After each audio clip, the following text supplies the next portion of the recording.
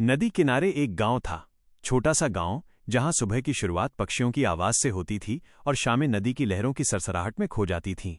उसी गांव के आखिरी छोर पर, जहां पगडंडी खत्म हो जाती थी और कच्ची जमीन शुरू हो जाती थी, एक पुरानी सी झोपड़ी खड़ी थी।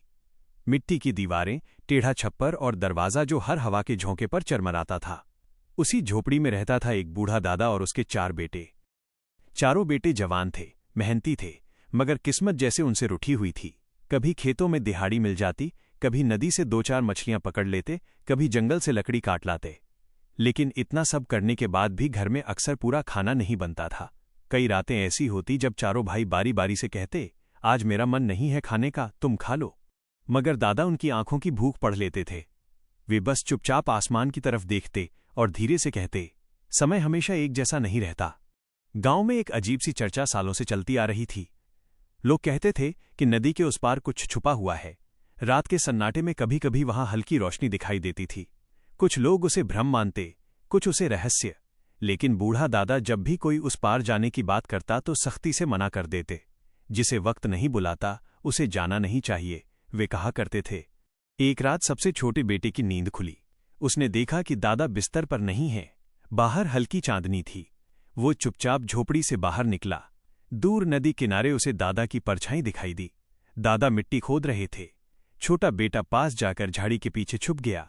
कुछ देर बाद दादा ने मिट्टी से एक पुराना लोहे का संदूक निकाला। संदूक को हाथ से साफ किया, कुछ पल उसे देखा और बिना खोले फिर से मिट्टी में गाड़ दिया। छोटा बेटा हैरान रह गया। अगर उसमें खजाना था तो निकालते क्यों नहीं? अगर नहीं था तो उसे छुपाते क्यों? अगली सुबह उसने अपने भाइयों को सब बताया। पहले तो किसी ने विश्वास नहीं किया, लेकिन जब उसने जगह दिखाई तो सब गंभीर हो गए।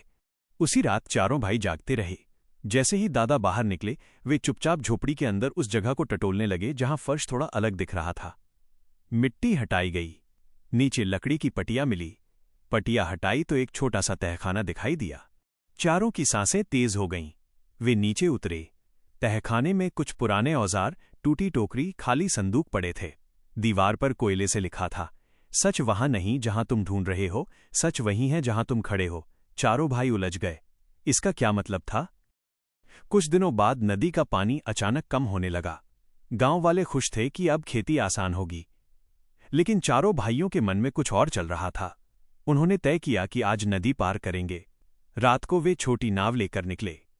आधी धारा पार करते ही नाव अचानक रुक गई, जैसे नीचे से किसी ने पकड़ लिया हो।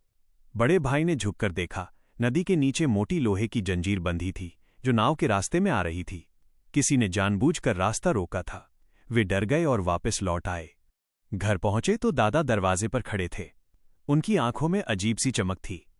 नदी पार गए थे? उन्होंने शांत स्वर में पूछा। चारों भाई चौंक गए। जंजीर मैंने बंधवाई थी, दादा बोले। सन्नाटा छा गया। क्यों? बड़े बेटे ने पूछा। दादा ने गहरी सांस ली। क्योंकि अभी तुम सच के लिए तैयार नहीं थे। अगली रात दादा ने खुद नदी किनारे से वो संदूक निकाला और इस बार उसे खोला। चारों बेटे सामने खड़े थे। अंदर सोना नहीं था, न गहने न सिक्के। अंदर एक पुरानी डायरी थी। दादा ने उसे खोला और पढ़ना शुरू किया। उसमें लिखा था कि सालों पहले इस गांव में एक साझा व्यवस्था थी। नदी के उस पार एक भूमिगत भंडार था जहां पूरे गांव का अनाज सुरक्षित रखा जाता था। कोई भूखा नहीं सोता था।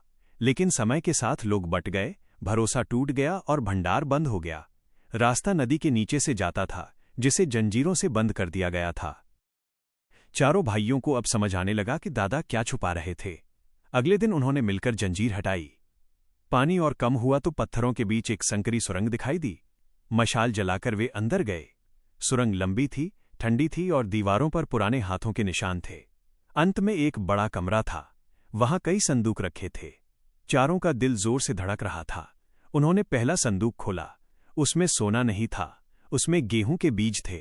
दूसरे में खेती के औजार। तीसरे में गांव का पुराना नक्शा। चौथे में लकड़ी का एक बड़ा पट्टा। पट्टे पर लिखा था, जो इस जगह को अपना समझेगा वो इसे खो देगा, जो इसे जिम्मेदारी समझेगा वही इसे बचा पाएगा। चारों भाई चुप खड़े रहे। उन्हें समझ में आ गया कि असली खजाना धन नहीं, व्यवस्था थी, भरोसा था, एकता थी। दादा ने उन्हें सालों तक सादगी में रखा, ताकि अगर कभी ये सच सामने आए तो वे लालच में अंधे न हों। अब फैसला उनका था। वे चाहें तो इस जगह को छुपाकर खुद अमीर बन सकते थे या फिर इसे पूरे गांव के लिए खोल सकते थे। सबसे छोटा बेटा आगे बढ़ा। उसने बीज उठाए और कहा, अगर ये भंडार कभी पूरे गांव के लिए था तो फिर आज भी रहेगा। बाकी तीनों भाइयों ने उसकी बात का समर्थन किया। दादा की आंखों में आंसू आ गए। आज तुम सच में बड़े हो गए, उन्होंने कहा। अगले कुछ महीनों में नदी किनारे सामूहिक खेती शुरू हुई। सुरंग को मजबूत किया गया और भंडार को फिर से चालू किया गया। हर परिवार थोड़ा थोड़ा अनाज जमा करने लगा। धीरे धीरे गांव बदलने लगा। अब कोई भूखा नहीं सोता था।